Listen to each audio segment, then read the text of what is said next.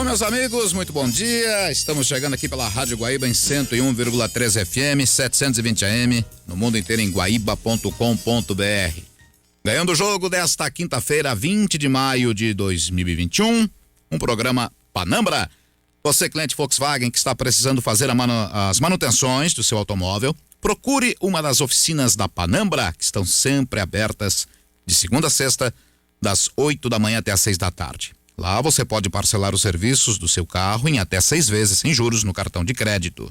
E na realização de qualquer serviço, você ganha uma higienização completa do ar-condicionado do seu carro. Tem Panambra em Porto Alegre, Caxias do Sul e Pelotas.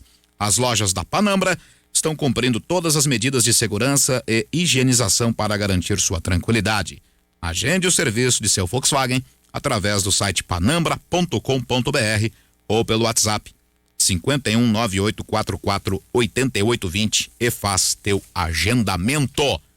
Ganhando o jogo, que tem a produção do José Carlos Roque, o Luciano Vargas na mesa de áudio, o Jorge Bruno na central técnica, a Adair Ávila nos transmissores, a coordenação de central do Davis Rodrigues, a coordenação de esportes Carlos Guimarães, a gerência geral do Guilherme Bauer. Participe, WhatsApp 993887532, Twitter @Futebol Guaíba, facebook.com/Rádio Guaíba Oficial.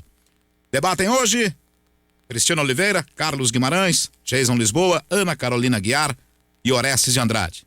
Todavia, antes de iniciarmos os assuntos referentes a Olímpia Internacional, Aragua e Grêmio, River Plate, também Tátira e Always Ready, tudo isso que vai dar aí talvez o norte principal do nosso programa, ao menos nesta primeira hora. Temos o Gutierrez Sanches para nos atualizar também questões envolvendo o Douglas Costa. Em instantes o Gutierrez vai participar conosco. Então, muitas situações, reuniões de ontem para hoje, as situações já desta manhã aqui no Brasil, tarde na Itália. O Gutierrez vai nos atualizar quanto a Douglas Costa. Bom dia, Guti. Bom dia, Magno. E informação que já vem sendo trabalhada há bastante tempo, começou lá com o Rafael Pfeiffer e desde sexta-feira estou cuidando mais de perto disso, com algumas fontes que estão ligadas ao negócio. O Douglas Costa será jogador do Grêmio. As pessoas com quem conversei dentro do Grêmio não querem adiantar um dia de anúncio, se será hoje, amanhã ou até domingo pós-clássico. O Pfeiffer tem a informação de que pode ser após o clássico, mas ele será jogador do Grêmio. O que me chamou a atenção foi uma das respostas.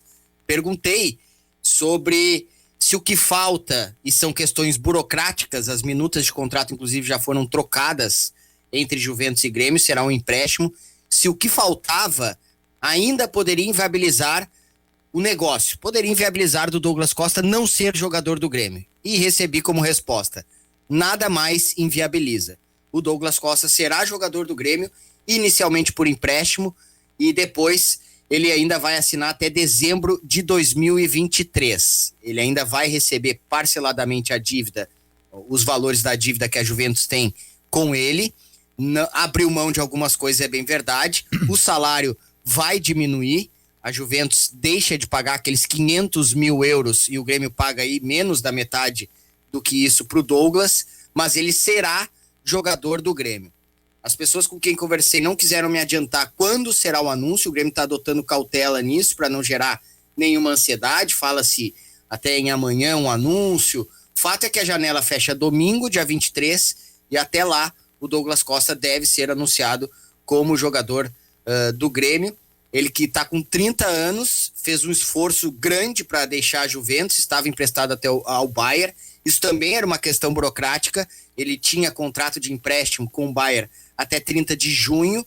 Por mais que o Bayern não quisesse mais contar com o jogador e ele já tivesse de férias, e quando as férias ou a temporada seguinte da Europa retornasse, ele já não tivesse mais contrato com o Bayern, ainda era necessário que os alemães enviassem um documento de rescisão ou de liberação. Isso tudo já está pronto e em breve ele deve ser anunciado como jogador do Grêmio. Repito, a gente não vai dar um prazo porque eu não recebi essa informação das fontes com as quais eu conversei. Mas que ele será jogador do Grêmio até final de 2023, inicialmente por empréstimo, isso sim a gente já pode falar. Muito bem, muito bem. Gutierrez Sanches, você volta a qualquer momento, tá? Volto a qualquer momento, mas com certeza a partir do Esperando Futebol, que a gente vai estar em Grêmio e Aragua. Um abraço a todos. Perfeito, claro, e talvez até com mais detalhes, com confirmações envolvendo o empréstimo por 1 ano e possibilidade de renovação do Douglas Costa com o Grêmio. 11h10, a hora certa em nome de Carrefour, todos merecem o melhor. Já anunciadas as presenças dos nossos debatedores. E o Internacional é o primeiro jogo desta noite, vai enfrentar o Olímpia, 9h, hora de Brasília, lá no Defensores del Chaco, com o adendo da goleada que o Táchira impôs ao Always Red. Quem não acompanhou ontem, foi 7-2 pro Deportivo Táchira, o jogo disputado lá na Venezuela. Parecia que era o Always Red com goleiro lateral, o goleiro volante, goleiro linha, que até foi a expressão que alguns utilizaram ontem do jogo do River Plate, não, o goleiro Enzo Pérez, mas isso é para mais adiante. O Táchira chegou aos 9 pontos. Cristiano Oliveira, Carlos Guimarães, nosso Jason Lisboa, Ana Carolina Guiar, Oreste Andrade. Começo por ti, Carlos Guimarães, bom dia. Bom dia a todo mundo. E agora a coisa complicou, né? Volta a qualquer momento, mas com certeza os passos que levaram a complicar. A partir do Esperando Futebol. Algumas coisas considero até normais, outras nem tanto. E o jogo-chave, evidentemente, foi o Inter e Táchira na Venezuela, em que o Internacional ele fez a pior partida, na minha opinião. Considero até pior do que o jogo da altitude, normais, pior do que o jogo do gramado ruim, lá de Bento, pior do que Grenal. Foi muito ruim a partida do Inter, e que complica, sim, ou se não complica, obriga. O Inter é obrigado, né, a pontuar hoje, porque senão vai depender de não acontecer um empate amigo na última rodada, e isso pode acontecer para classificar as duas equipes que se enfrentam. O regulamento permite isso, né? A gente vai depois falar sobre ética e espírito esportivo, todas essas coisas. Eu acho ruim quando isso acontece, mas se o regulamento permite, daqui a pouco os caras podem fazer de um jeito que não fique evidente, e daí não tem como provar.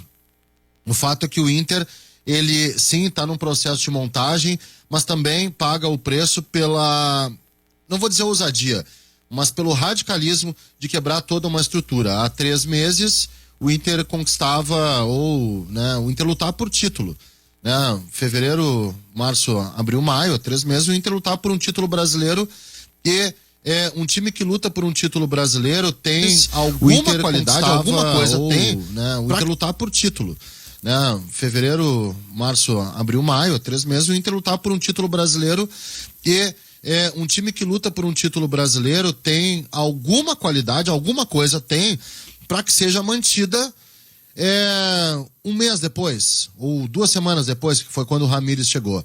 Mas não.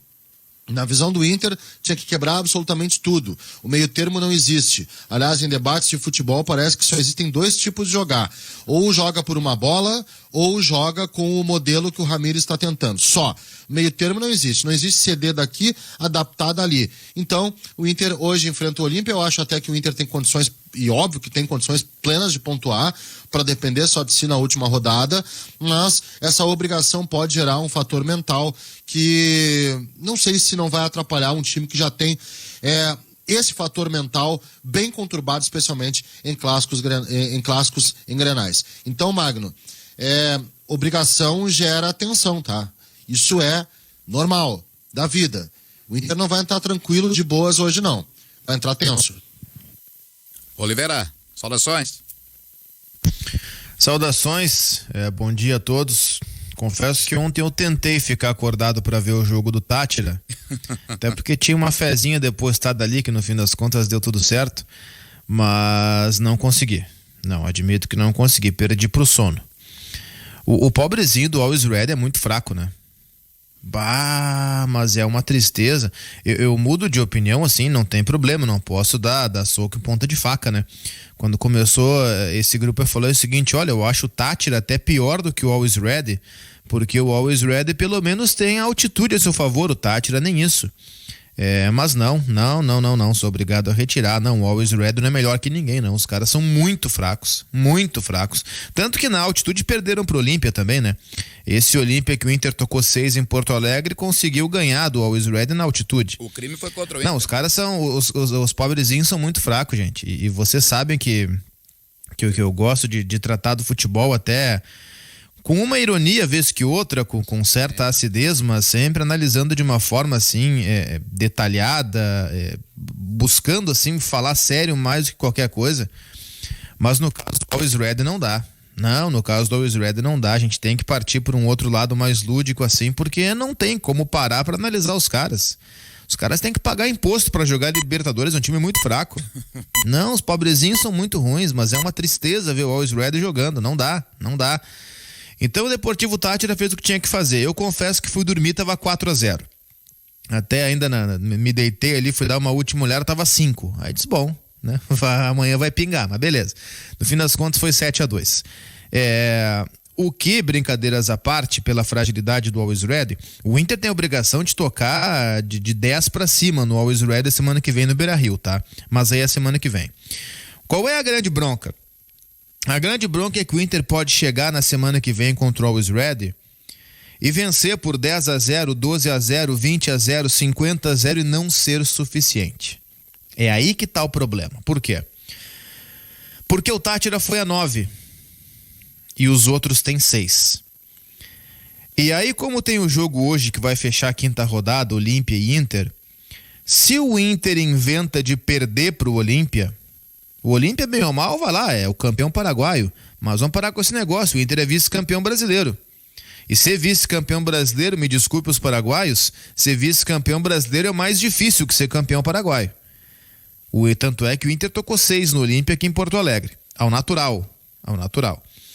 Então, se o Olímpia ganha do Inter hoje, vai para a última rodada Olímpia e Táchira, dependendo de um empate para classificar os dois e eliminar o Inter independente da vitória do Inter contra o Always Red.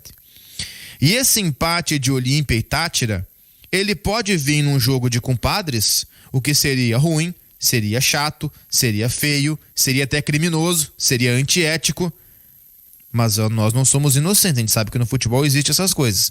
E pode vir o empate de Olímpia e Táchira até por situações normais mesmo, jogaram os dois sério, as ganham e empataram. Sim. Também pode ser. Então, para o Inter não depender disso, para o Inter não precisar ficar nas mãos do Olímpia e do Táchira, e olha, Magno, vou dizer uma coisa, eu não queria nunca ficar nas mãos do Olímpia e do Táchira, tá? Porque são dois timezinhos horrorosos também. Eu não queria nunca depender deles. Podem até empatar em 0-0 pela ruindade dos dois, né? Também pode.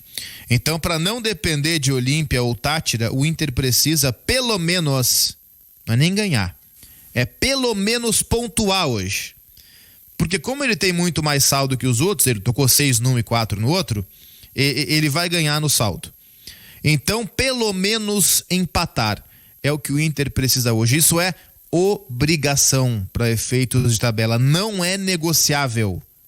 Não dá para sentar, negociar, não dá nem para abrir negociação, não. O Inter tem que voltar do Paraguai, a vitória seria o exemplar. Mas o empate mal e parcamente, não porca, mas parcamente, já serve. No mínimo pontuar. É a obrigação que o Inter tem. Porque se o Inter não pontuar hoje à noite, ele vai depender da boa vontade do Olímpia e do Deportivo Táchira. E eu não gostaria de forma alguma de depender de boa vontade do Olímpia ou do Deportivo Táchira. Jason Lisboa, que era um dos mais apavorados com a goleada do Táchira ontem pelo volume de gols, pelas situações. Bom dia, Jason. Tudo bem, Magno? Bom dia a todos. Esse grupo do Inter, olha, o Inter ele recebeu um presente na Libertadores da América, né? Eu lembro muito da declaração até de um dirigente do Corinthians, em uma das edições onde o Corinthians fracassou, quando o adversário foi o Guarani do Paraguai. E ele disse, olha, não é todo dia que você recebe um presente. O Inter recebeu um presente nessa Libertadores e ele não pode reclamar disso, né? O grupo do Inter na Libertadores, de fato, ele é o mais fraco da competição. E o que preocupa e o que liga liga o sinal de alerta é o fato de o Inter estar se atrapalhando nesse grupo, né? Agora, o Guimarães falou ali no início de pressão, e eu concordo, e que o Inter corre sérios riscos, mas o Inter tem 180 minutos, né? Acredito que os últimos 90 serão tranquilos, porque ontem a gente viu o que aconteceu com o Always Red. A decisão para o Inter é hoje. Se o Internacional pontuar, está classificado. Se o Internacional empatar, como disse o Oliveira, o Inter empatando hoje, o Inter avança para a próxima fase da Libertadores. O problema é que time nós vamos ver do Inter hoje em campo. Eu não estou falando da questão até tática, técnica e de escolhas. Eu estou vendo aqui, eu tô colocando aqui a questão anímica, né? Porque se for um segundo tempo como foi o do Grenal, não adianta, o Internacional não vai conseguir segurar o Olímpia, por mais fraco que o Olímpia seja. O Inter precisa ser um time que entra em campo determinado, como fez em outros momentos, né? Se o Inter não tiver essa determinação, vontade, concentração, não vão ser as escolhas, claro que as escolhas ajudam bastante, claro, do Ramires, que vão determinar uma vitória do Inter hoje à noite. Tem uma coisa extra que o Inter precisa apresentar no jogo contra os paraguaios.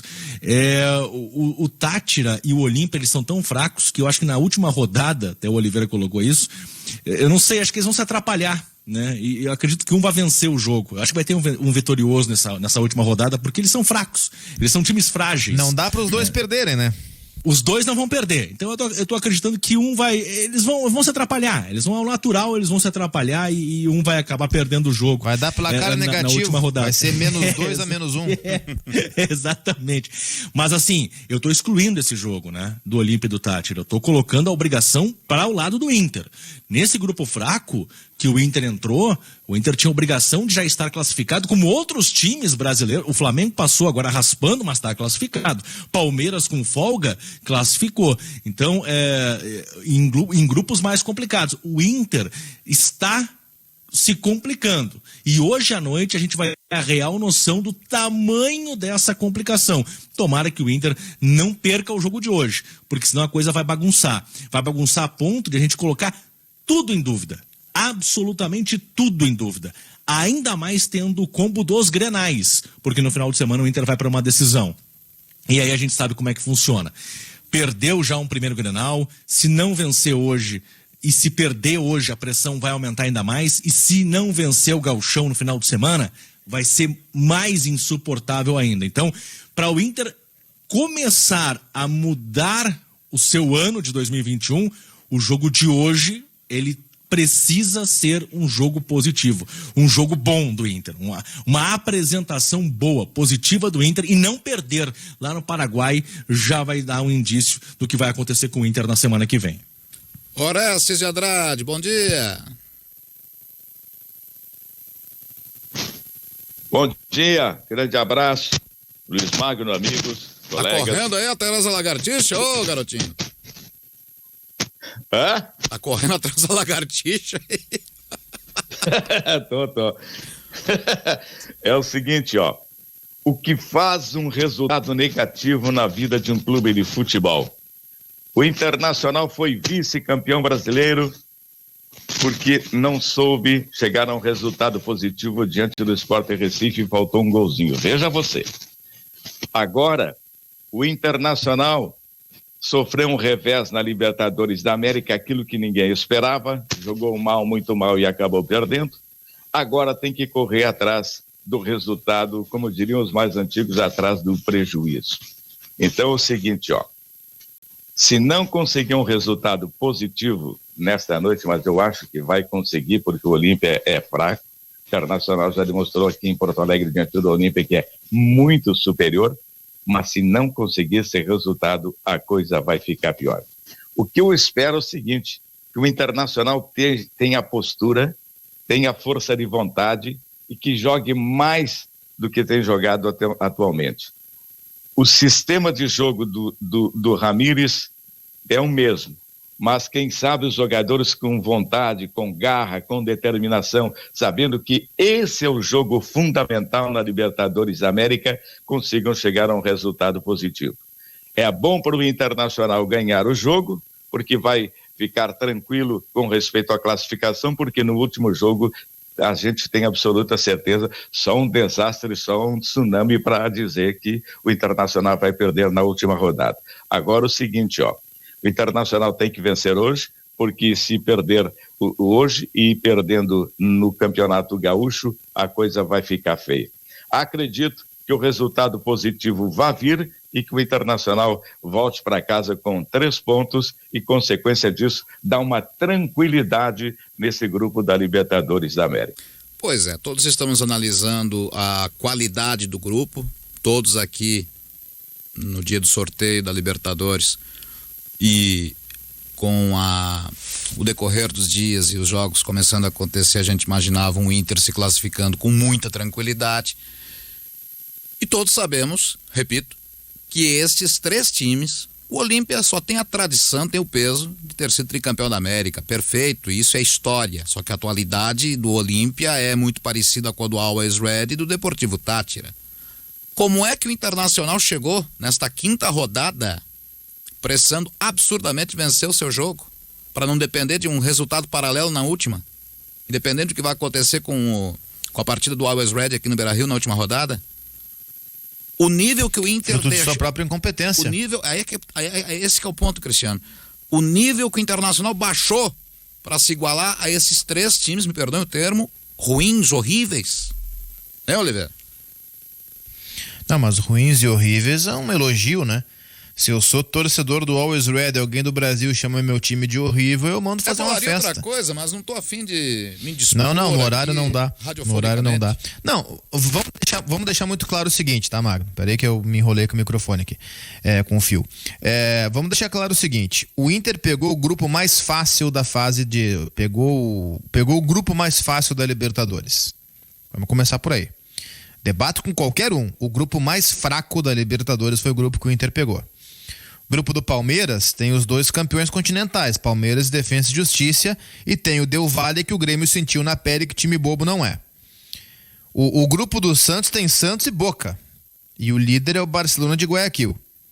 O grupo do Fluminense tem o River Plate, e o Júnior de Barranquilha, que nesse grupo do Inter classificaria também, é melhor do que o Olímpia, por exemplo. O grupo do São Paulo tem o Racing, aliás o Racing é o líder, o São Paulo caiu para segundo. Aquele grupo que não tem brasileiro, que é o grupo do Nacional de Montevidéu, é o grupo que tem vários times ali que são meia boca, nenhum é um super time, mas é um grupo equilibrado. Argentinos Júniors, Católica, Atlético Nacional e Nacional. O grupo do Flamengo tem o Vélez e a LDU.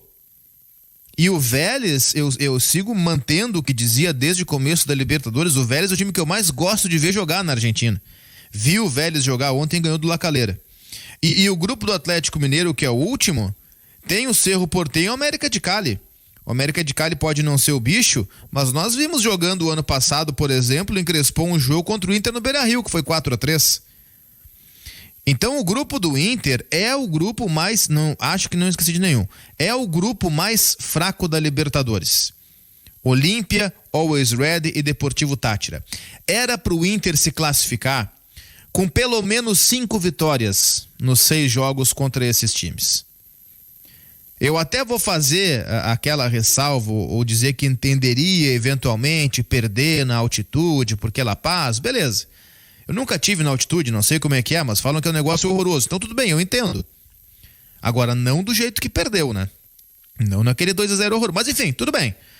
Agora, Táchira, Olímpia, o Always Ready em casa, não daria em situações normais para imaginar o Inter perdendo ponto ou se complicando contra esses times.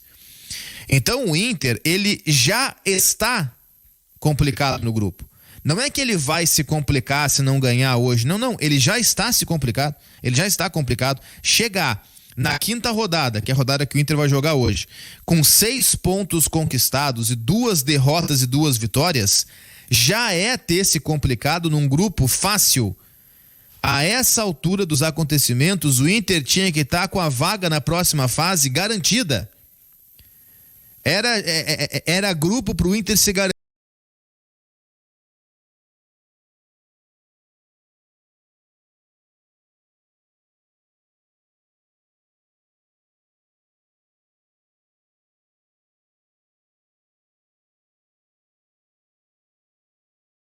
não fez isso. E pelo contrário, e se não ganhar hoje, deu tempo. Mas é possível dar tempo e fazer cobrança ao mesmo tempo. Dar tempo não é fechar os olhos e abrir a porta de novo lá na frente. Não. Dar tempo é acompanhar a evolução, é ver o que está acontecendo. O desempenho do Inter está muito baixo e que o Inter está muito instável.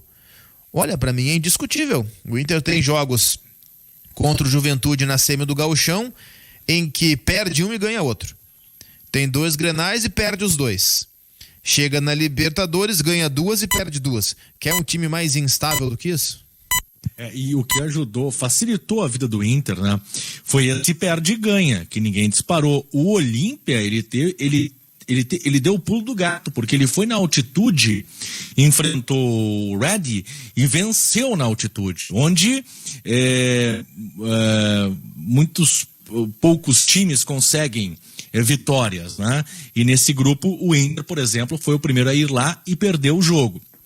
O Olímpia conseguiu essa vantagem. Só que pro Olímpia também tem o seguinte: esse resultado ele só vai ser, de fato, extremamente positivo se ele vencer o Inter hoje. E se ele vencer o Inter hoje, ele dificilmente vai deixar escapar uma classificação. E aí vai ficar uma vaga apenas em aberto nesse grupo do Inter, porque ele deu esse passo à frente de conseguir uma vitória na altitude contra a equipe boliviana. O Inter, Magno, ele se complicou, como disse o Oliveira, o Inter mesmo, ele se complicou. E a questão para hoje é essa, é o anímico, é o Inter entrar em campo com atitude, né? Atitude de... Como, por exemplo, teve quando goleou aqui no Beira-Rio, Táchira e o Olímpia, que são times fracos, né? O Inter teve atitude naqueles jogos, não parou, sempre buscando placar e sempre correndo atrás para aumentar o placar a seu favor. Então, o Inter vai ter que ter essa atitude hoje, a atitude de quem quer vencer, de que vai mostrar para o torcedor que quer se classificar para a próxima fase. Porque se o volante, se o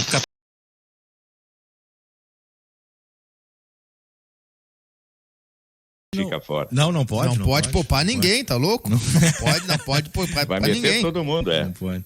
Não, mas é que com o time 100% tá jogando mal, imagina preservando. Claro. Não, ele vai trocar, ele vai fazer mudanças claras e talvez quando a escalação do Inter, quando for divulgada hoje, talvez a gente tenha a clara evidência, certeza do que aconteceu no pós-clássico. Quando segunda-feira, Cristiano Silva, aqui na Rádio Guaíba, anunciou, olha, pela manhã teve uma reunião entre direção e treinador. E nessa reunião, provavelmente, foi debatido o futuro do clube, do time, e por que não? E aí, por isso que eu digo que a escalação de hoje a gente vai ter uma real noção do que foi tratado na reunião. Por que não novos rumos em termos de escalação do time? Então, dependendo do time que for colocado em campo hoje, o Oliveira disse bem, não tem que poupar. Como é que você vai poupar? O Inter se complicou, porque o Grêmio, hoje, ele cumpre tabela. O Inter hoje poderia estar contra o Olímpia também cumprindo tabela, por incompetência dele não está. Tem Grenal no final do ano decisivo, mas a Libertadores tem um peso gigantesco. O Inter não pode brincar na Libertadores. Então hoje é foco no jogo 100%, sem pensar em Grenal no final de semana. E por isso que eu tô curioso com relação à escalação. As mexidas do Ramírez, Oliveira. A preparação tá muito diferente, né? Claro, isso vai deixar claro, Oliveira, o quanto de influência teve a derrota no Grenal e a conversa que a direção teve com o técnico do Internacional. Hoje, quando a escalação for divulgada, Guimarães, a gente vai ter essa noção. A direção endossa o que o Ramírez faz, tá? Tudo que o Ramírez faz é endossado pela direção. Óbvio que existe uma conversa interna, onde ninguém endossa 100% tudo que o outro faz, né? Deve existir uma conversa interna. Eu tenho um pouquinho de pé atrás com relação às mudanças, tá? Não no sentido de que elas possam melhorar, mas no sentido de ainda ter dúvida se ele vai fazer. Talvez a ideia seja original, bancar um determinado time. E ele testou, e ele mexeu. E muito cuidado em apontar se essa mudança é definitiva ou não. Daqui a pouco pode ser para esse jogo e para o Grenal de domingo já voltar como era. Ele pode fazer isso. Ele mexe a escalação até mexe desenho, mas não mexe modelo e nem as questões ortodoxas dentro desse modelo. O modelo não é que ele seja um ortodoxo pensando no futebol, até porque não é. Ele é ortodoxo na convicção sobre o jogo de posição, tá? Ele é inflexível, é melhor que ortodoxo. Ele é inflexível, ele não muda, ele não tem uma flexibilidade, uma maleabilidade para poder entender que daqui a pouco é uma adaptação. Então eu tenho muito para trás. Eu acho que o Inter, eu só acho uma coisa, Jason, que o Inter hoje vai entrar, acho que obviamente pressionado, né? Muito pressionado, vai entrar com uma atenção e que isso possa ser utilizado, porque é bom tu ter a pressão às vezes, tá? Tu pode focar diferente no jogo. Que isso seja utilizado, seja canalizado para aumentar o nível de intensidade que o Inter precisa. O Inter não vem sendo um time intenso. Não vem sendo um time intenso. Vem sendo um time bem lento, bem de circular a bola e com essa dificuldade. Que seja, Jason, transformada a pressão em sangue nos olhos, porque sim, o Inter precisa disso. É isso aí. Agora eu quero te colocar o seguinte: é o modelo, é o esquema, é a variação, é a forma de jogar que faz com que o Zé Gabriel não esteja atuando bem, que o Rodrigo Dourado não esteja atuando bem, que o Palácios não esteja atuando bem, que o Moisés não esteja atuando bem, ou são questões particulares de qualidade, de jogo, do jogador, do atleta? Vou pegar os 4 jogadores que você citou, tá? O Zé Gabriel, ele não vem jogando bem por conta de uma talvez autossuficiência dele que vem sendo criada desde que disseram que ele é um zagueiro construtor. Se o Zé Gabriel, então. Não é culpa do esquema. Julgo que não seja culpa do esquema. É culpa dele achar que toda jogada precisa ser uma jogada construtiva. Ou então, pode ser uma orientação do Miguel Ramírez. Olha só, toda jogada tu constrói, tá? Aí pode ser culpa do esquema. Rodrigo Dourado, pura culpa do esquema. Acho que também tem uma questão mental particular do Rodrigo Dourado, que para mim é um jogador que poderia ter seu ciclo já revisado dentro do Inter, estou falando sério. Mas o Dourado é um ótimo jogador em bloco baixo, defendendo, postura lá atrás. Só pegar as grandes fases do Dourado, ele jogou bem assim. Quando o time joga com bloco alto, ele tem dificuldade. Aí é esquema. Moisés, por que o Moisés jogou bem com o Abel e só, ponto? Porque ali existia espaço, porque ele é um lateral essencialmente físico. Também é esquema, um pouquinho de qualidade. Não é um jogador que não tem grande qualidade, mas vai lá. Tem um esquema que deixa o Moisés melhor, que é um esquema que privilegia o físico, campo aberto para que ele corra. Vai pedir para o Moisés construir? Não vai rolar. Construir por dentro, então, loucura. Agora até ajustou ali, mas não vai rolar. Ele não é um lateral construtor porque não tem simplesmente técnica e cognição para isso. Agora, o último jogador citado, Palácios, Jason, aí eu vou te deixar aquele som do grilo, tá? Porque aí, não sei se é esquema, não sei se é ele, não sei se é o Inter, não sei se é adaptação, não sei se é o adversário, não sei nada. Porque eu não vi nada ainda, nada. O Palácios é uma folha em branco a ser completada para mim. Não vi nada. Agora, é uma Libertadores, né? Tu botar uma folha em branco para jogar é meio complicado. Eu não vi nada no Palácios, eu não sei te dizer. Não sei se é esquema, se é ele, não sei. Eu ontem Palácios ainda... não jogou no Internacional ainda, ao menos não estreou, né? Não. Nada, uma folha em branco. Folha em branco. Ainda não. Eu ontem ainda publiquei um vídeo no meu canal sobre o Inter, analisando ou tentando analisar de uma forma geral todas as diferenças que estão acontecendo no Beira-Rio de teoria para prática. E aí eu me reservei, pelo menos no início, o direito à tentativa de explicar o que é o conceito do Miguel Ángel Ramírez, como é que ele pensa futebol. Porque, vamos lá, você pode gostar do Miguel Ramírez ou pode não gostar, isso é do jogo, mas vamos gostar ou não gostar pelo motivo certo. Eu, pelo menos, não estou gostando do início de trabalho. Acho que tem muita diferença de teoria para prática. Era natural que essa diferença existisse, é uma diferença de modelo muito grande, muito grande. São modelos antagônicos, o que o Inter quer apresentar agora e o que ele apresentou com o Abel na última temporada. Então é natural que daqui a pouco não fosse tão rápida assim, tão fácil assim, a adaptação do grupo de jogadores. Porém, entretanto, é preciso por parte do técnico também uma espécie de maleabilidade. Não é abrir mão do seu conceito, não é jogar de uma outra forma que não a que ele pensa, não é isso. Mas é entender o processo das coisas, é entender como a série de acontecimentos ela vai se enfileirando e daqui a pouco dar um passo para trás para ali na frente conseguir dar 2 para frente. Acho que em algum momento ele até fez isso. E posso dar exemplos. A fase ofensiva do Inter, quando o Inter está no seu ataque, quando terminou a saída de bola e chegou ao ataque, o Inter se posiciona numa espécie de 3-4-3. São 3 caras atrás, os 2 zagueiros abertos e o Dourado enfiado entre eles. Os laterais abertos, os 2 meias por dentro, sendo que os laterais fecham depois. E na frente o atacante com os 2 pontas. Num jogo de posição, em geral, em boa parte, na imensa maioria dos casos, não é esse o posicionamento. Você tem os 2 atrás, você tem 2 caras no meio chamando a marcação, em geral, os laterais que já fecharam e 5 na frente. Então, acho que esse modelo que o Inter tem hoje na sua fase ofensiva é um modelo de transição. É o Ramírez pensando, bom, deixa eu começar por aqui, porque se eu cobrar dos caras o fim sem passar pelo meio, vai dar errado. Acho que essa maleabilidade, nesse caso, ele teve. Na esquerda do Inter, onde o Moisés abre e o Patrick, antes da lesão, fechava, tinha liberdade para diagonal. Já é ele fazendo um movimento do tipo assim, olha, vamos começar por aqui e depois que engrenar, depois que pegar o jeito, que os caras entenderem a teoria, aí a gente ajusta. Acho que nesses casos ele foi maleável, ele foi razoável, no sentido da compreensão e de entender o que precisa ser feito.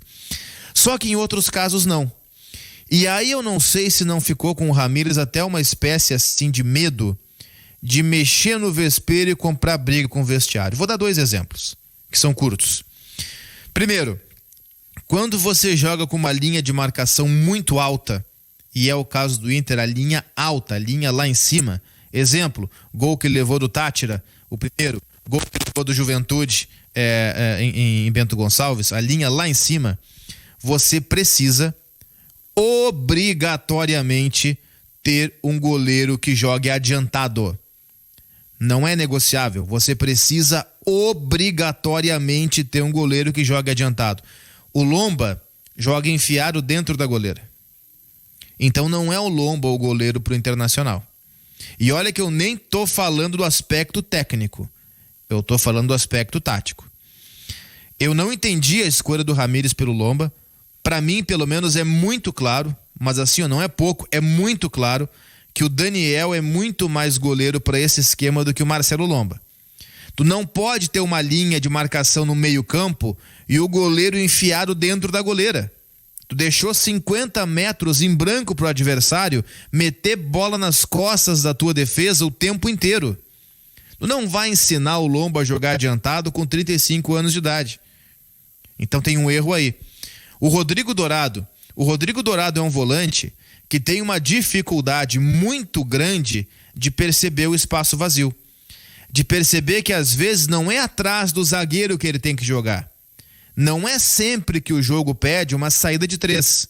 Às vezes o jogo pede uma saída apoiada. O lateral volta um pouco mais, o volante se projeta por trás da primeira linha de marcação e recebe essa bola em condições. O Dourado tem uma dificuldade muito grande de perceber esse movimento. Então essas coisas o Ramírez precisa ajustar. Nem que para isso ou ele mude o jeito de jogar, o que eu acho difícil, ou que ele mude peças. Porque se as peças não mudarem e nem o jeito de jogar atual, bom, parceiro, aí realmente não vai engrenar. O que eu fico pensando é o preço... Eu fico com as peças. Por favor, o preço que se paga. Os dois sobrepujaram-se nas vozes. Me pareceu que o Carlos começou e na sequência quero já te ouvir, viu, Geis? Por favor. O que me parece é o preço que se paga por assimilar o modelo. É isso que os defensores incondicionais do Ramírez colocam. É o tempo. Eu também sou favorável ao tempo e não passa nem perto da minha análise tirar o treinador independente do que aconteça, tá? Queria deixar isso bem claro, independente do que aconteça em Libertadores e no Grenal, para mim não tem que mexer. Se há uma convicção, que a convicção seja assim, sedimentada, tá? Mas me preocupa o preço que pode se pagar com isso. Eu acho que o Inter, ele entrou com uma proposta bem clara. A direção entrou com uma proposta bem clara de ruptura geral das coisas. Só que isso tem um preço enorme a se pagar e, mais uma vez, a prova de que futebol se faz com continuidade. A gente está claramente enxergando isso, que futebol se faz com pura continuidade. Se o processo não se completou por algum motivo antes, alguma coisa desse processo tem que se tirar. A gente não está falando de um time que foi rebaixado. A gente não está falando de um time onde deu tudo errado. A gente está falando de um time que conquistou o vice-campeonato brasileiro e que muitos colocam, mas jogava por uma bola, ganhou na sorte. Não é bem assim. Não é bem assim, não foi sorte aquilo. Foi um trabalho, foi uma ideia colocada. E não existem só dois jeitos de jogar. Esse debate ele tá muito estranho, porque parece que o Inter só pode jogar ou por uma bola, que é um trauma, né? Que é um trauma de muitos treinadores que passaram, ou que tem que quebrar tudo e jogar esteticamente de um jeito bonito. E eu não acho nem que o Inter joga esteticamente bem. Não acho. Eu já falei aqui, para mim, o melhor Inter que eu vi, em termos estéticos e até funcionais, foi quando o Inter foi treinado pelo Cudê ultimamente. Mais do que com o Abel, sim. Eu acho que o time com o Cudê jogava, mas estava perdendo quando o Cudê saiu. Cara, tropeço acontece, ninguém ganha sempre. Aqui a gente tem a ideia de que perder uma partida tá tudo errado. Aquele time jogava bem, porque aquele time pressionava, tinha intensidade. Era mais ou menos como eu gostava do Aguirre. O problema é que o Aguirre não sabia, talvez, dosar o tempo, né? Eram 15 minutos loucos e depois baixava tudo. Mas isso aí é uma coisa que o Inter não tem. Eu tô chamando a atenção para isso porque é preocupante o fato de que o modelo parece uma coisa meio estática. Uma coisa que subverte características. O Inter precisa ser intenso. Intensidade é o que o Inter precisa, é isso, e o Inter não vem sendo intenso, e é preciso achar um meio termo. Agora, o preço que pode se pagar, ele é muito caro. Hoje é um jogo chave pro Inter, talvez mais chave que a final do Gauchão. Então, o Gauchão é um clássico, a galera aqui bota tudo a perder por causa de Grenal. Não, mas ficar fora de uma primeira fase de Libertadores com Tátira, Always Ready e um Olímpia que foi goleado é muito mais grave do que perder uma final pro Grêmio, que é um time bem maior e bem melhor que esses três companheiros que o Inter tem na Libertadores. Sabe que o Oliveira falou da questão ali dos goleiros. Essa questão do Daniel pelo Lomba, eu até não concordo muito com o Oliveira, porque eu acho que o Daniel meio que assustou talvez o Ramírez na largada do Gauchão, porque ele foi bem um jogo, fez uma defesa e depois na sequência acabou falhando. Acho que o Daniel ele precisaria jogar. O Grêmio vai adotar uma estratégia hoje, em se confirmando, né, a de colocar o Adriel para jogar contra o Aragua, ao invés do Chapecó. Pô, mas o Chapecó é o reserva hoje do Breno no gol do Grêmio e fica à disposição no banco de reservas do Thiago Nunes, mas quem joga é o Adriel.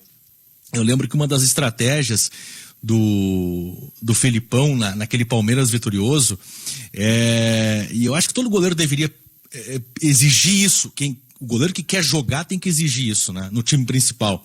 O Marcos conta que o Marcos ele foi alçado ao grupo principal. Ele colocou isso no livro dele.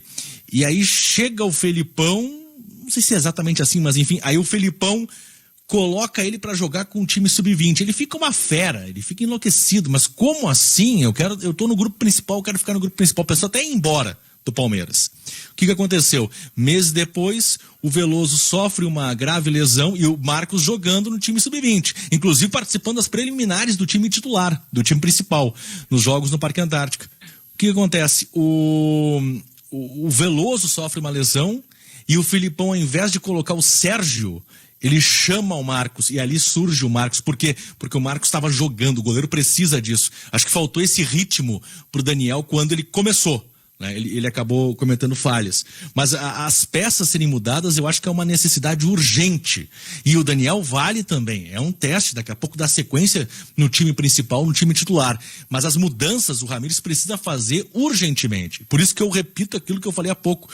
A escalação de hoje, vai deixar, eu acho que claro, o quanto de interferência teve o Grenal e as conversas com a direção.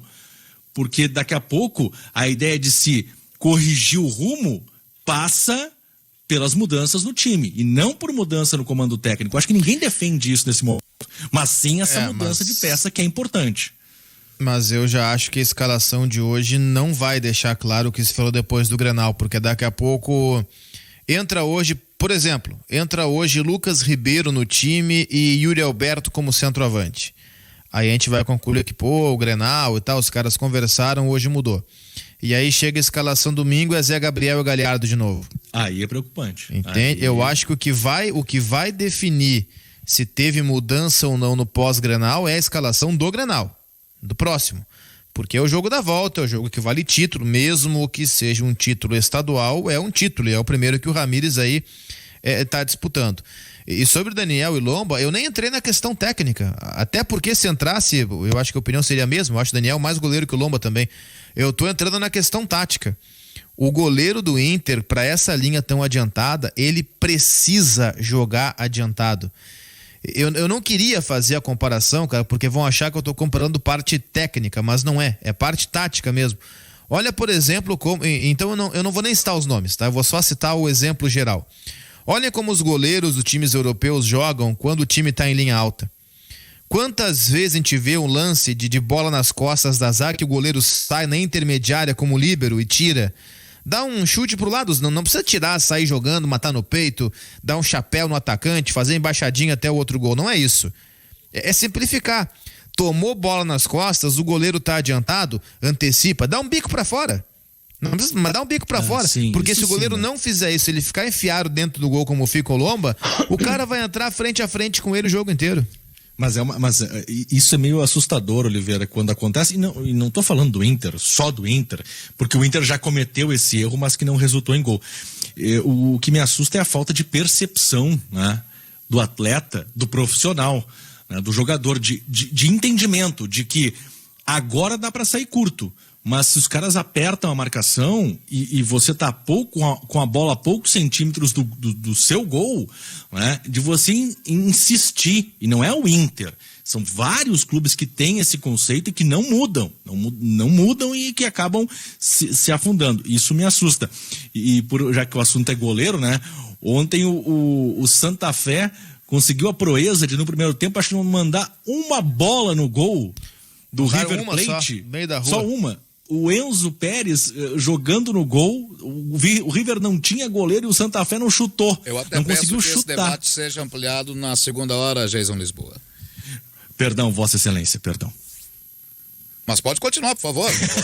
Não. Cortar o raciocínio ao meio, mas apenas dando norte de que linkou. Este assunto pode ser ampliado na segunda hora, já temos alguns minutos, porque não fizemos o intervalo das 11h30. Vamos emendar agora até 55, meus amigos. Perdão. Não, é que eu fiquei assustado com o Santa Fé ontem. O treinador do Santa Fé, sabendo que o River não tinha reserva, não tinha goleiro, o cara não pensou em uma alternativa. Os caras, sei lá... Ele entrou como se fosse um jogo normal. Exato, Oliveira. Sabe aquele cruzamento horroroso que o lateral faz da direita e que vai parar nas mãos do goleiro? Ontem servia pro Santa Fé. Nem isso os caras conseguiram fazer no jogo de ontem, sabe? Pra ver porque o Enzo não tem noção. Eu achava que a escolha do Galhardo partiu do princípio de que quem é que tem aí noção de ser goleiro? Né? Aí daqui a pouco o Enzo levanta. Não, professor. Não, ele tava machucado. Sim, ele tinha um problema na coxa, né? Mas ele tava no DM, aí se o Galhardo colocasse o Milton Casco no gol, cara que brinca de ser goleiro no recreativo, ele ia jogar com um jogador a menos, ele ia entrar em campo com 9 na linha. Aí ele bateu no DM e disse, vem cá, tem alguém aí machucado que não possa jogar na linha, mas que possa jogar no gol?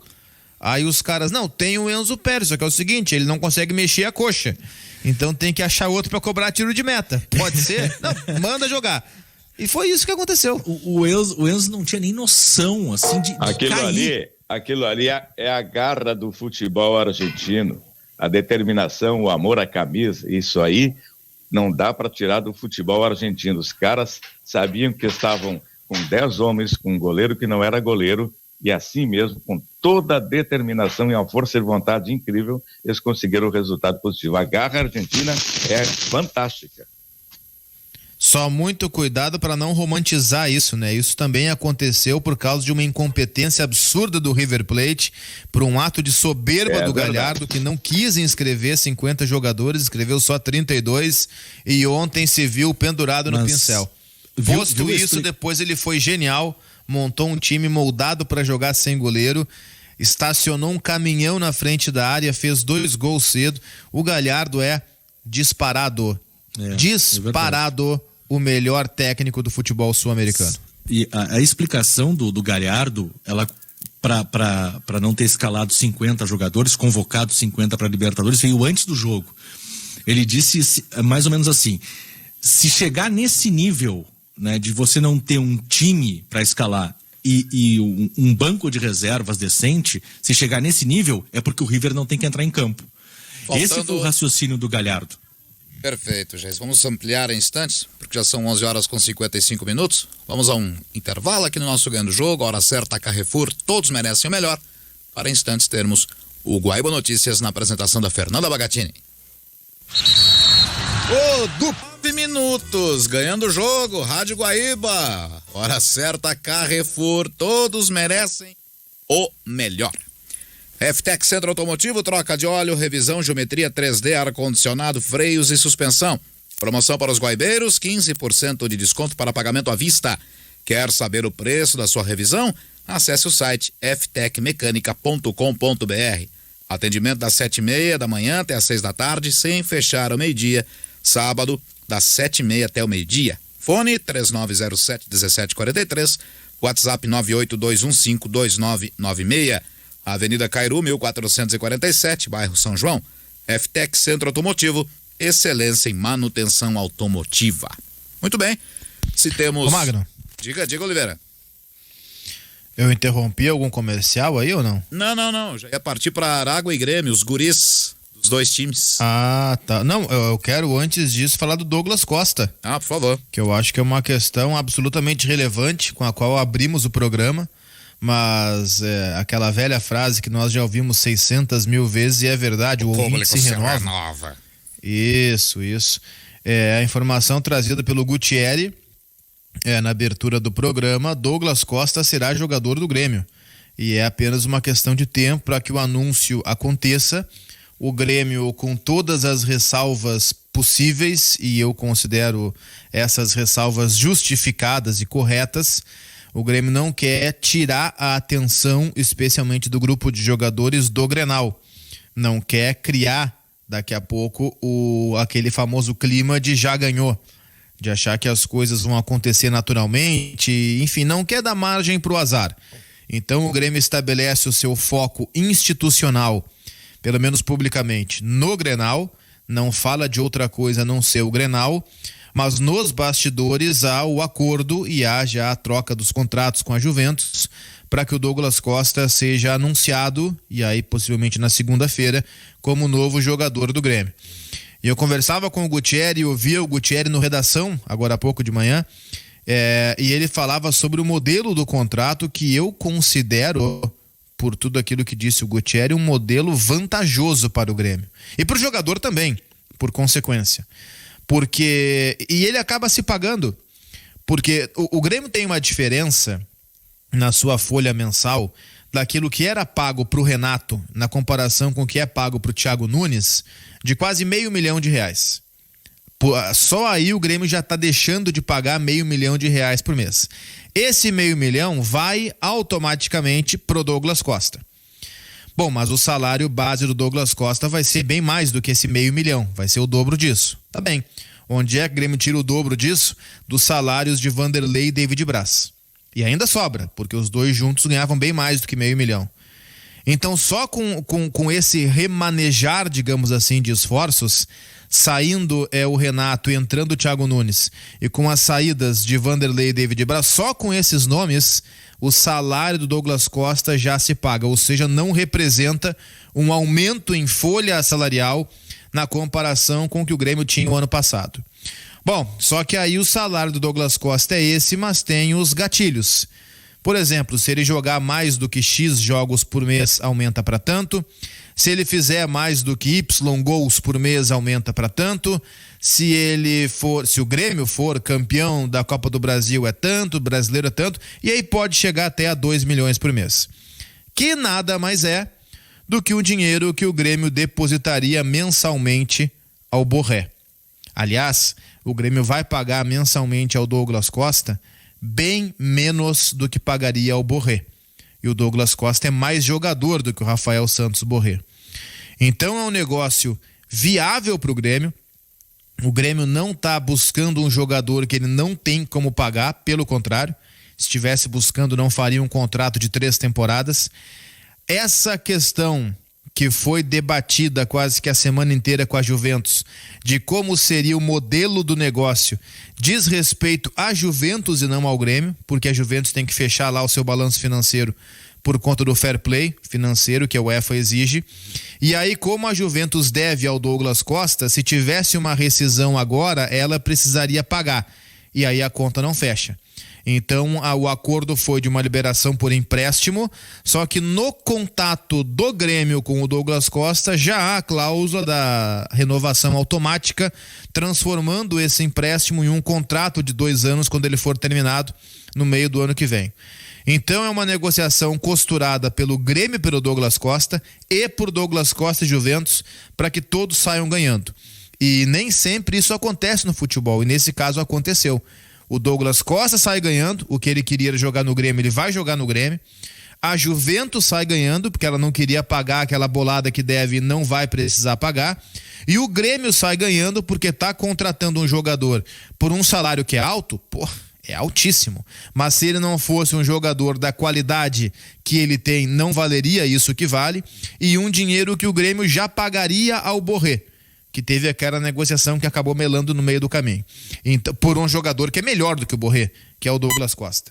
Então é um negócio que todos saem ganhando, inclusive nós, Magno, que trabalhamos com futebol, que gostamos de ver grandes jogadores nos nossos times e que veremos aqui em Porto Alegre um jogador que eu já disse várias vezes e repito, em condições físicas, tendo uma sequência, conseguindo fugir das lesões que o atormentam nos últimos anos, trata-se de um jogador que não é jogador de seleção brasileira, é titular de seleção brasileira. Esse é o tamanho do Douglas Costa. Alguém quer acrescentar algo mais? Não, sobre o Douglas a gente já apreciou, eu tenho meu pensamento, acho um grande jogador.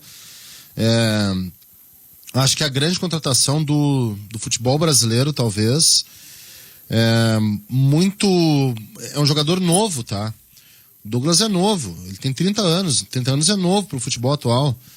É um jogador com bagagem, ele tem um projeto de Copa, Qatar 22, ele tem esse projeto, viu, Luiz Magno? Sim. Ele tem esse projeto de ir para a Copa do Mundo, de não ficar fora da Copa. É um jogador com velocidade ainda, só a questão das lesões, mas perto do que ele pode render, jogador de primeiro nível, jogador que foi jogador de Copa do Mundo, de grandes clubes europeus. É um cara que o Grêmio contrata para ser realmente titular e para ser visto como um jogador a frequentar a seleção e aí para a Copa do Mundo. O Tite convocou o Daniel Alves, que ficou fora da última Copa, né, Magno? Ele convocou o Daniel Alves e o Thiago Silva, que eu acho que ele teria que convocar, tá? Não teve renovação na lateral direita. Se fôssemos de Danilo, uma qualidade inferior à qualidade do Daniel Alves. Nem vou falar dos outros laterais. E o Thiago Silva tá jogando muito bem no Chelsea, mas muito bem mesmo, comandando a defesa do Chelsea. Tem que convocar, os caras estão aí, só porque é velho, se ele tá respondendo fisicamente, por que não levar? E o Douglas Costa, se responder fisicamente, novo, é um jogador para ser chamado. Ele regula de idade com outros caras que estão aí na seleção brasileira. Neymar é só 2 anos mais velho que o Douglas Costa, Casemiro é 1 ano mais velho que o Douglas Costa. O próprio Danilo Não, Neymar é mais novo. Tem 30 anos. Mais novo, perdão, o Casemiro também é mais novo, né? O Douglas Costa é 2 anos mais velho que o Neymar só. O Danilo tem 30 anos também. 30 anos é uma idade muito boa, chega na Copa do Mundo. O Douglas Costa... Ele vai chegar com 32 na Copa do Mundo, dá pra jogar tranquilo. O Douglas Costa regula com o Firmino. O Douglas Costa tem 30 e o Firmino tem Douglas. 29. Embora não disputem posição por aí. obrigatoriamente. Mas, por exemplo, o Douglas Costa é mais novo que o William. É mais novo que o William. O William não tá mais na seleção, né? Não vai se chamar, mas é mais novo. É mais novo que o Fernandinho. Não tá na mais seleção, novo mas que- jogou a última Copa. Jogou, o Fernandinho também. A contratação. E Copa também. América, inclusive. Eles jogaram Copa América, inclusive. O William é de 88, o Douglas Costa é de 90. O Douglas Costa é Isso aí. 2 anos mais novo que o William. E o William também é novo, O 32 anos no futebol hoje não é velho, não. E o Casemiro é 91, o Douglas contratação Costa é 90. A contratação Vai. do Douglas Costa, ela é fantástica para o futebol em si, para a torcida, para nós que trabalhamos com isso, futebol de primeira categoria, e ela é tão importante, ela vai ser tão importante também para os jogadores do Grêmio. Eu acho que a contratação do E Douglas pra mais Costa, um, se ele Orestes. não se machucar, se continuar jogando fino da bola, realmente ele vai fazer com que os próprios companheiros cresçam durante o jogo. Tem mais Eu acho um que ela aí, é Orestes. fundamental, ela é fantástica e é boa para todo mundo realmente, não tem dúvida nenhuma. Você cita aí, é importante para o torcedor, é importante para o dirigente, é importante para o jogador, mas eu estava pensando aqui enquanto vocês falavam, e o Guimarães citou aí a questão da bagagem.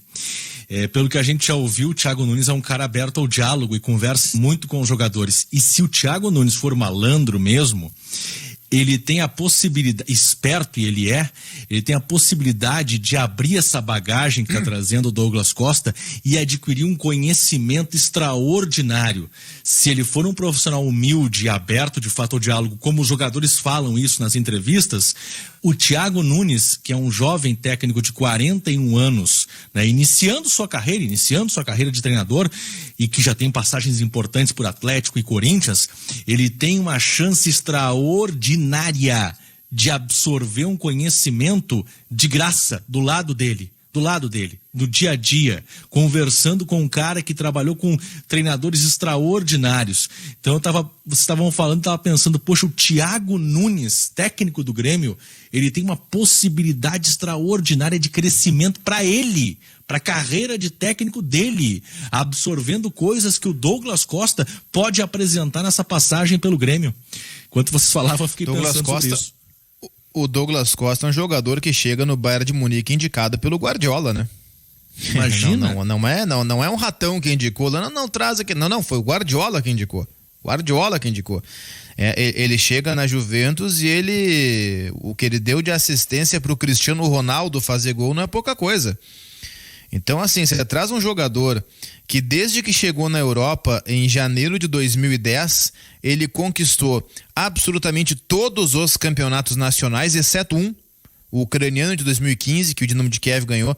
Todos os outros, o time dele ganhou, ou o Shakhtar, ou a Juventus, ou o Bayern de Munique.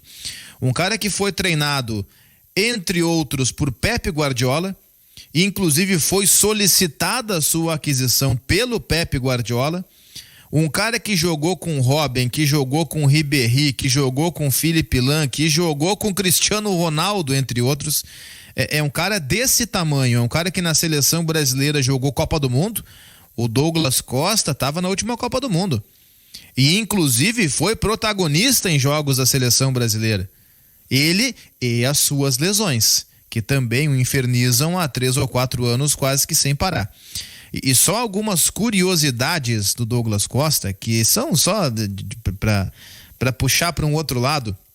O Douglas Costa, um pouquinho antes de começar o programa, ele tweetou, ele publicou no seu Twitter 2 emojis, que são aquelas figurinhas do celular, de um raio, né, que é o apelido dele, o raio, e um Vzinho ali de confirmado, né, em relação àquilo que o Gutierrez disse, confirmando que o acordo com o Grêmio está selado.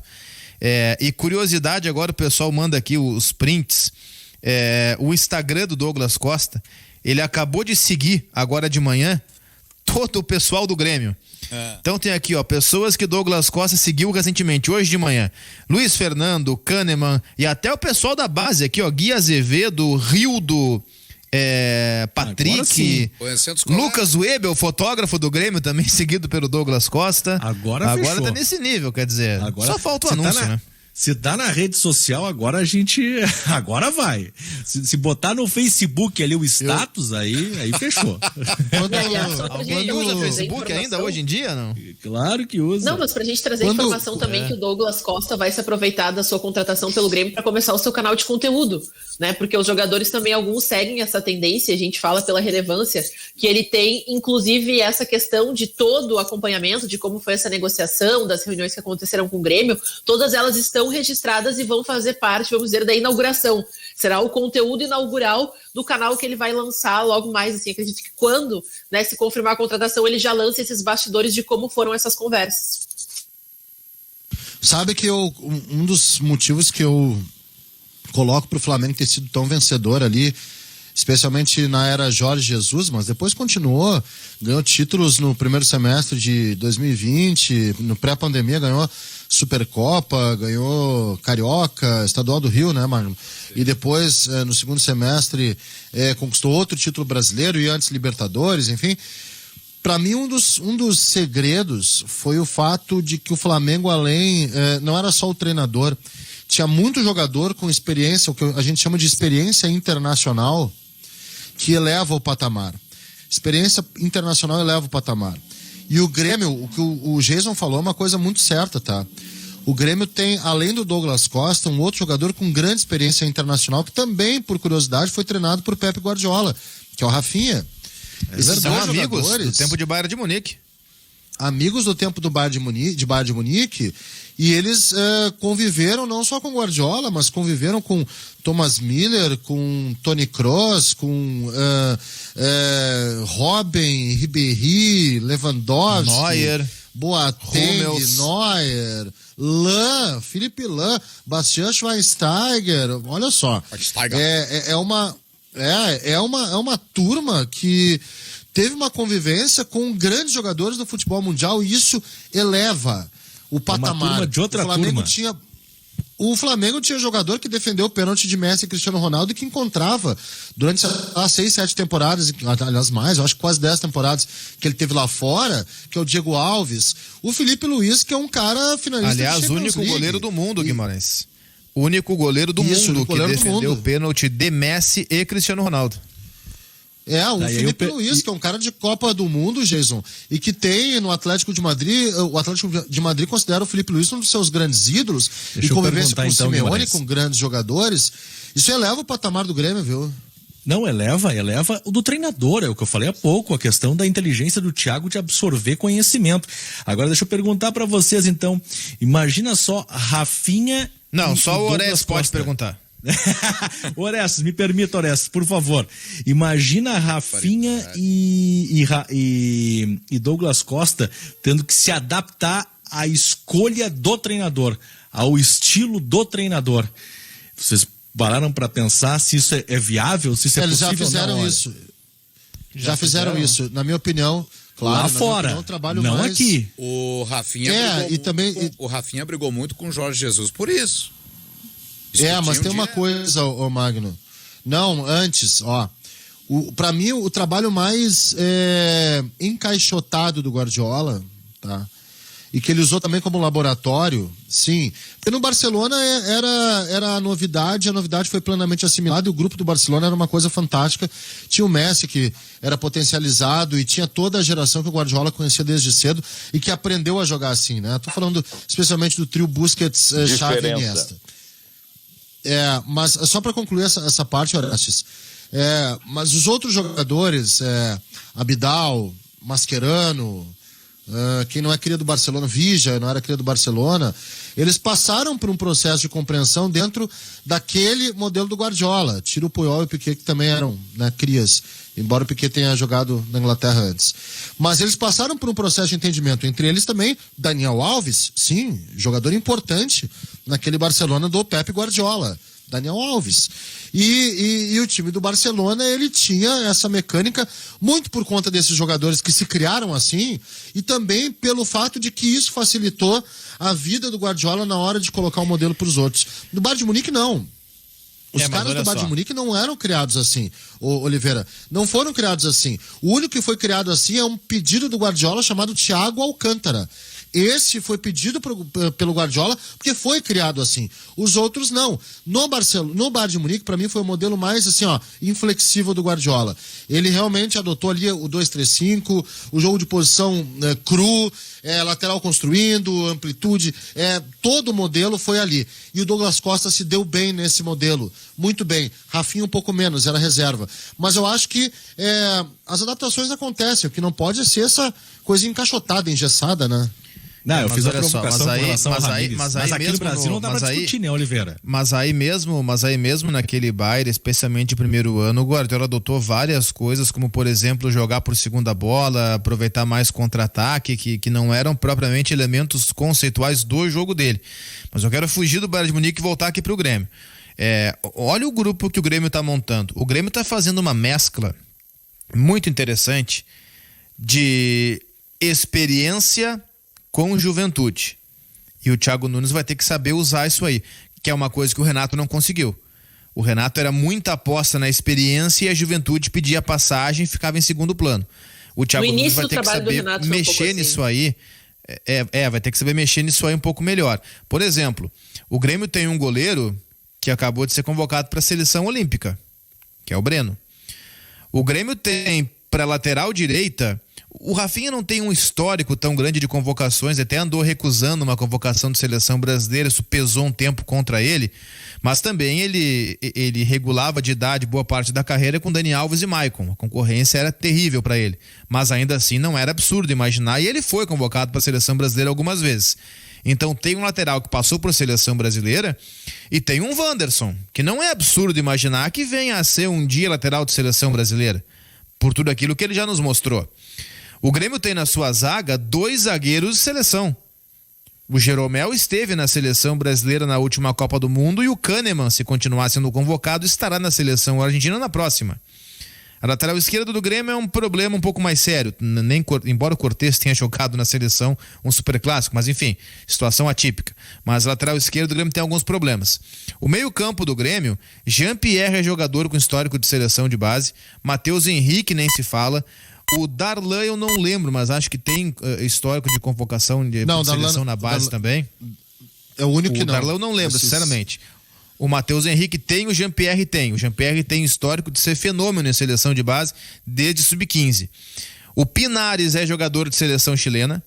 Vamos discutir depois a funcionalidade dele para o time, mas ele é convocado para a seleção chilena.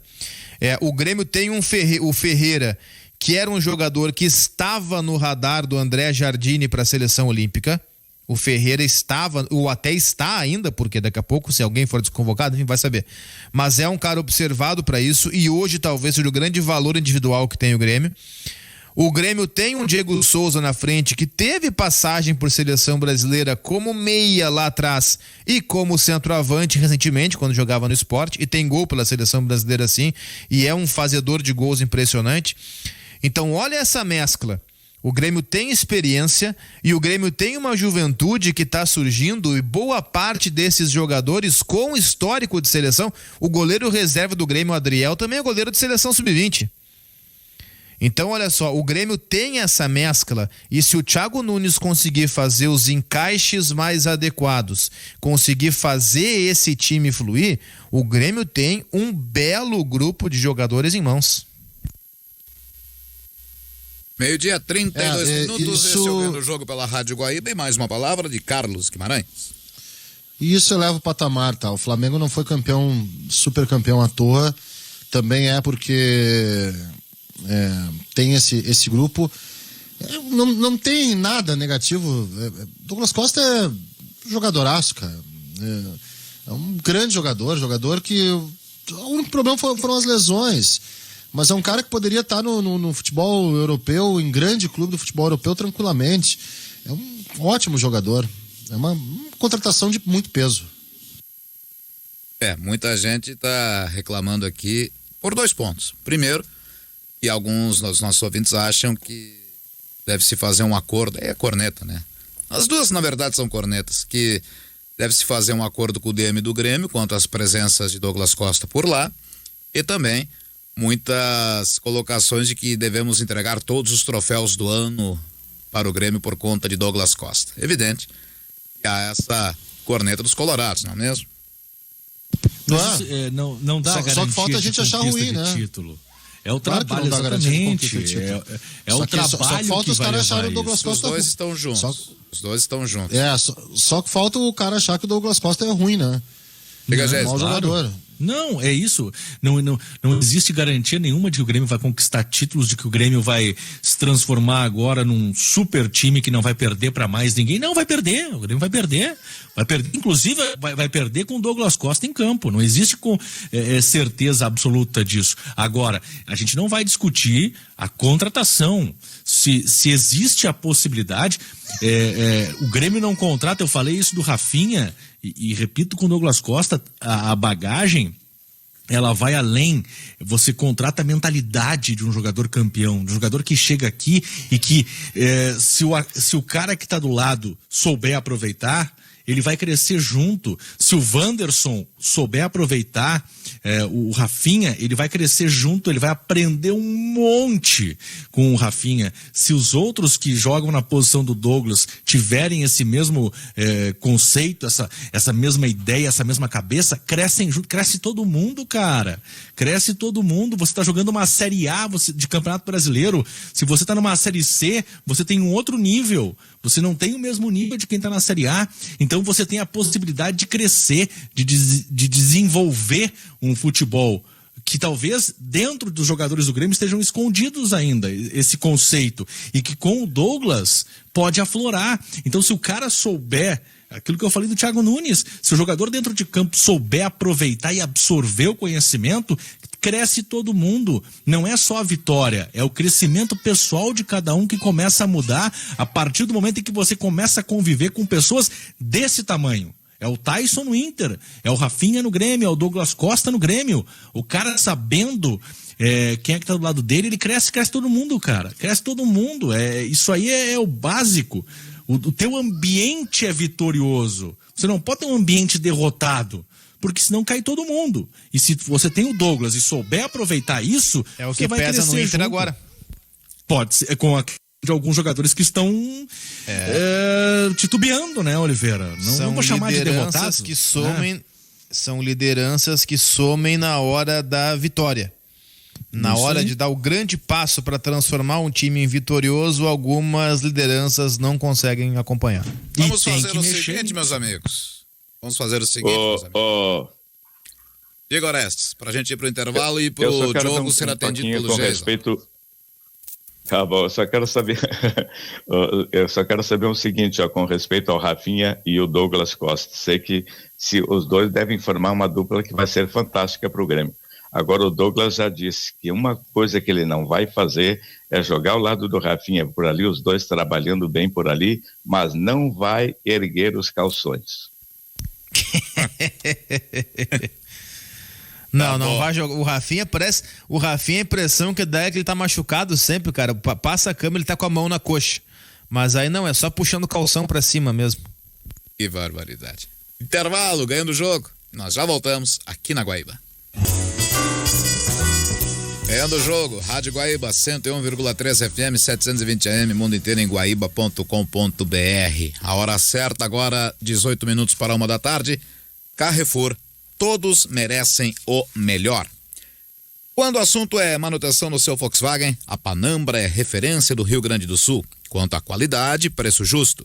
Os profissionais das oficinas da Panambra são sempre bem preparados, super bem preparados. Treinados pela fábrica para cuidar do teu carro. Na Panambra, você parcela os serviços do carro em até 6 vezes sem juros no cartão de crédito e ainda ganha uma limpeza completa do ar-condicionado do teu Volkswagen.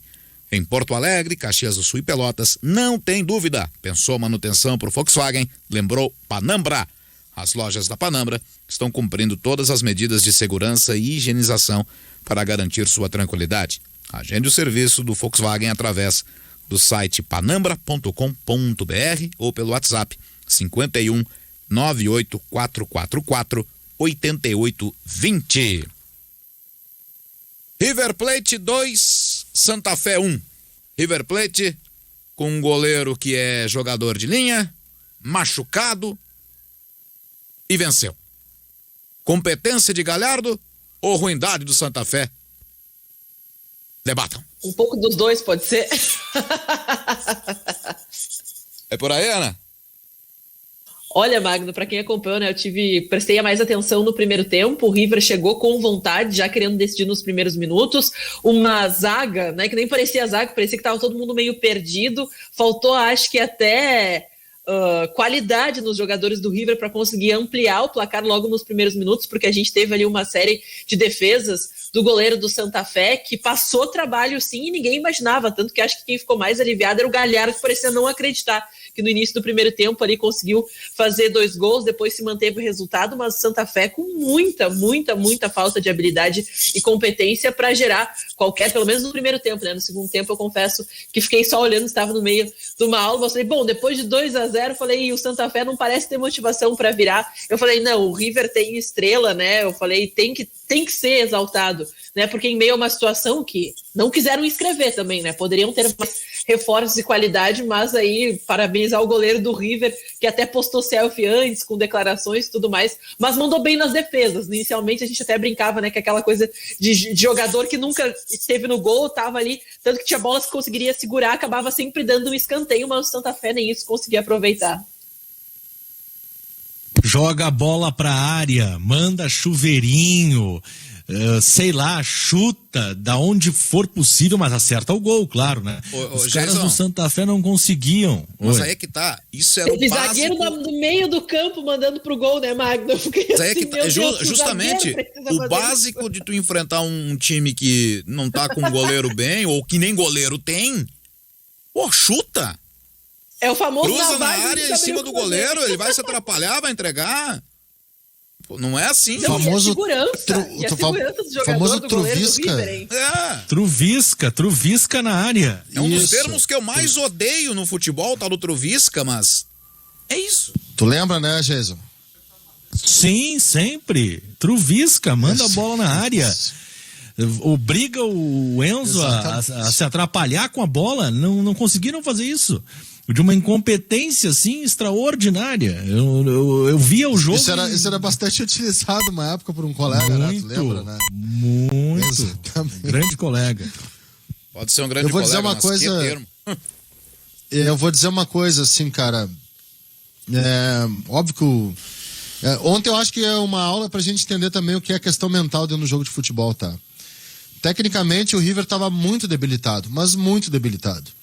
Tinha como fazer substituição e com um jogador de linha machucado no gol. E o Santa Fé estava inteiro com o banco, estava lá com o time dele. E aí a mentalização do jogo fez o River decidir a partida, conseguir fazer as coisas, aguentar os 90 minutos sem ser derrotado, e o Santa Fé não conseguiu. O aspecto mental, ontem foi um nó mental do Galhardo. Ele conseguiu orientar o seu time de um jeito para que todo mundo buscasse uma superação.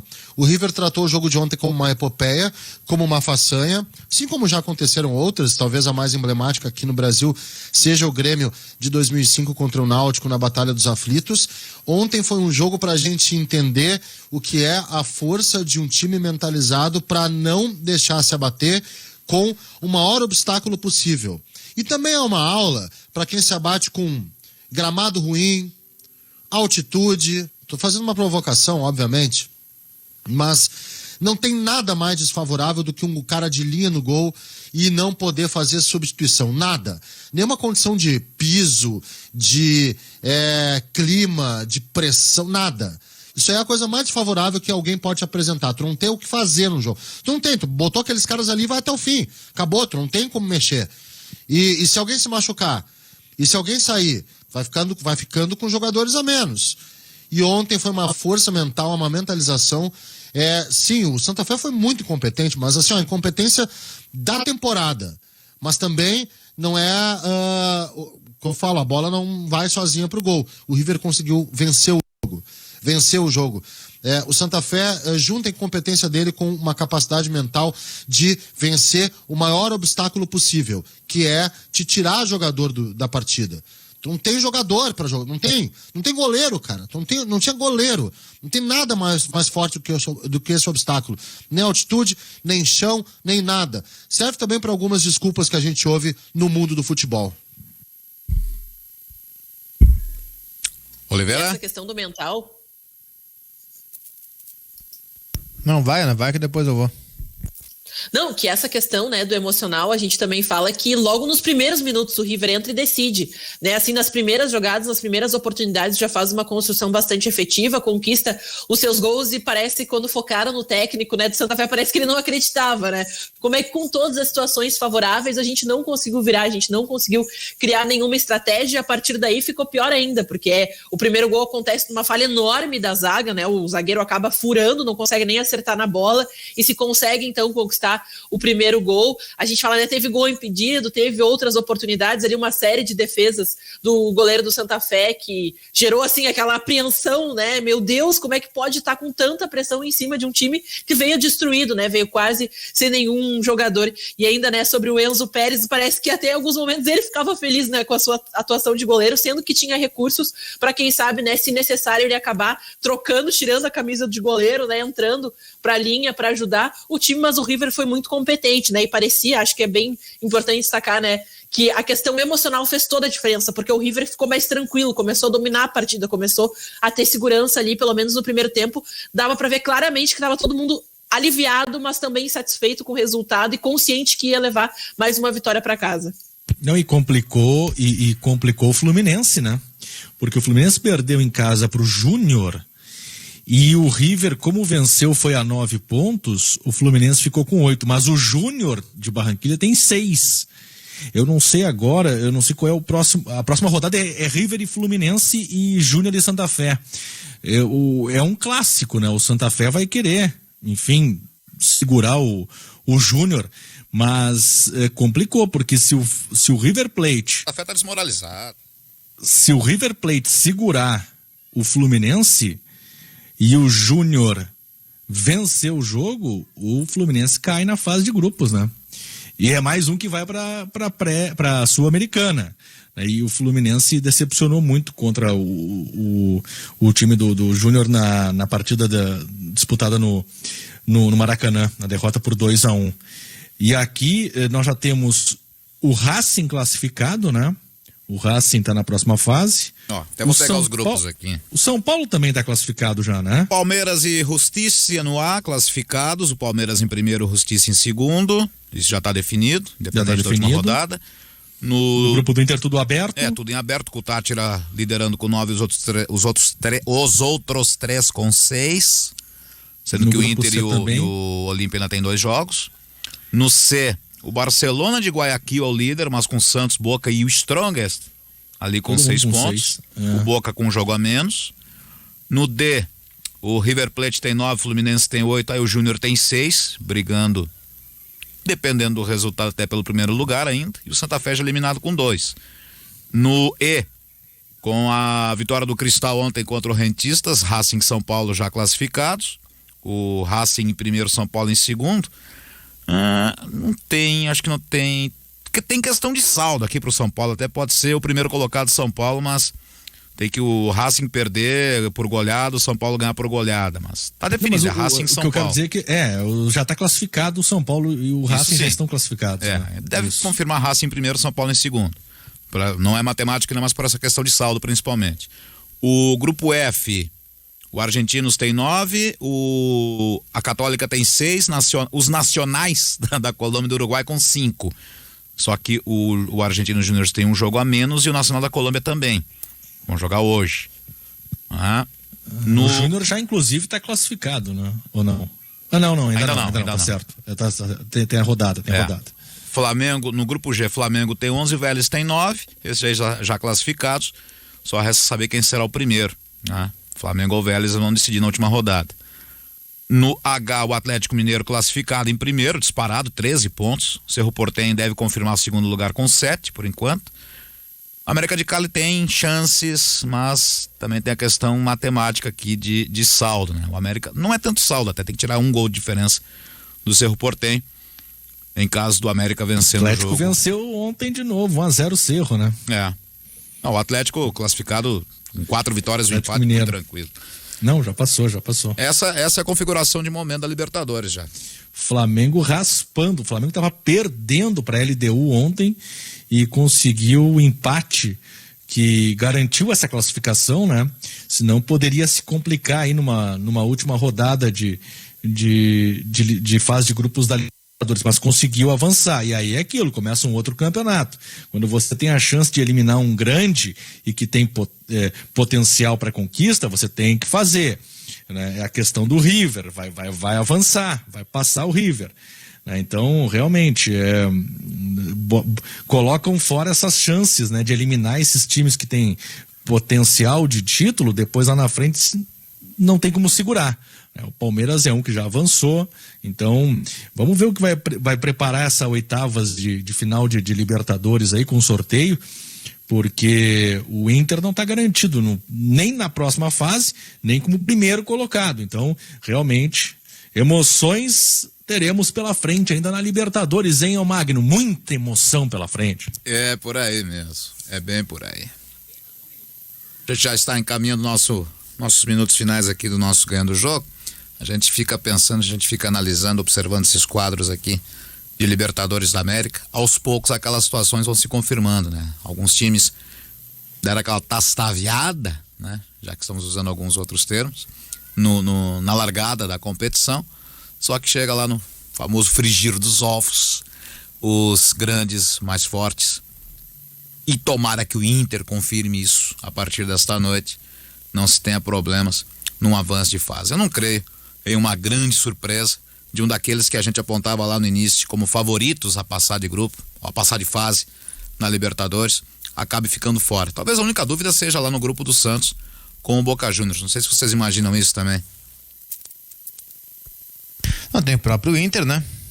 Pois é, contando hoje com defender ali a sua vida, né? Exato, contando com o resultado positivo hoje, a classificação contra o Red na última, né? É. Não, o próprio grupo do Santos é que o Boca tem mais 2 jogos para fazer nada ainda, apareceu né? ali, né? O Boca, por exemplo, pega o Barcelona hoje. Então imagina assim, ó, o Boca vence o Barcelona. Já vai o Boca a 9, ficam Boca e Barcelona com 9, Santos e Strongest com 6. E aí o Santos vai ter que definir a sua vida na última rodada. E a última rodada do Santos é em Guayaquil contra o Barcelona. Então daqui a pouco eu acho que vai sobrar pro Santos nesse grupo aí, viu? Eu acho que quem vai ficar de fora vai ser o Santos. Porque o Boca vai jogar a última rodada contra o Strongest, imaginando que vença hoje. Então acho que vai sobrar pro Santos nesse grupo aí. Só em relação ali ao Inter, ao River, desculpa, que ia manifestar aquela hora, e aí o debate foi seguindo para outros lados. É inadmissível o Santa Fé não chutar uma bola em gol, né? Santa Fé foi acertar a casinha aos 30 minutos. Agora, tá muito claro, o Galhardo é o melhor técnico disparado do futebol da América do Sul. O Galhardo ontem montou um time para jogar sem goleiro. E o Santa Fé entrou em campo sem pensar em como enfrentar um time sem goleiro. Então tem coisas do subconsciente assim, por exemplo, por que a gente dá aquele cruzamento tirando do alcance do goleiro? Porque o goleiro pode usar as mãos. Então se você cruzar em cima do goleiro, ele vai pegar todas. Só que esse pensamento que é tão básico, que a gente nem pensa o porquê, a gente só executa, ele é básico porque imagina um outro time com goleiro. O River não tinha goleiro. Então é o seguinte, cara, cruza a bola em cima do goleiro. Dá um bico, dá um dedão em cima do goleiro. Ou ele vai dar um rebote pra frente, alguém faz o gol, ou a bola vai entrar direto. Então assim, o que fez o Santa Fé ontem foi uma coisa absolutamente patética. O que fez o River foi sim um jogo heróico pro River Plate, mas sem romantizar o heroísmo, porque o River só precisou fazer isso por conta de não ter inscrito mais jogadores. Podia inscrever 50 e quis inscrever, por arrogância talvez, só 32. Agora o Santa Fé, o torcedor do Santa Fé está sendo ridicularizado hoje na Colômbia pelo torcedor do Milionários. E não os Milionários do River, né? Como o River também é conhecido, o Milionários de Bogotá, que é o clube de Bogotá, rival do Santa Fé. O clássico deles lá é contra o Milionários, os caras devem estar dando risada essa hora de um time que não conseguiu bater um River com uma gurizada e sem goleiro. Então o que se viu ontem foi um jogo histórico, mas sem romantizar o heroísmo também, porque isso só precisou ser feito para que o show continue, para que tenha jogo com 20 jogadores positivos para a Covid afastados, e isso só aconteceu porque o River não quis inscrever mais jogadores e a lista permitia isso. Muito bem. Obrigado, Cristiano Oliveira. Até mais no Futebol Guaíba. Valeu, até a noite. E também. O que esperar de Grêmio Aragua hoje? Esperar um adicional noturno coxudo, né? Porque no jogo não tem muita coisa pra acontecer, né? O torcedor do Grêmio vai ver o jogo contra o Aragua ou o Inter e Olímpia, hein, na Libertadores? Dá pra ver os dois, tem uma meia hora de diferença ali, né? Mas depois, quando estiverem simultâneos, dependendo do que acontecer... Um no Facebook, cara, tu bota um na TV e fica com o outro no telefone. Tem esse. O do Inter não passa na TV hoje? Passa. Os dois passam na TV, mas o do Inter também Os dois passam na TV, só que um tem um adendo do seu Facebook também. Vai ter o Facebook. Então dá. Então facilitou a vida. Então Beijo, é o radinho Jason. na Guaíba, é o Facebook num jogo, é a TV no outro. Valeu, Isso aí. Magno. Obrigado, Carlos. Falou, valeu, obrigado, Jason. Que isso, à disposição sempre. Um grande abraço aí. Bom almoço. Valeu. Obrigado, Ana. Até mais. Orestinho voltou? Não. Então, um beijo pro Orestes. Fique agora com o correspondente Guaíba na apresentação da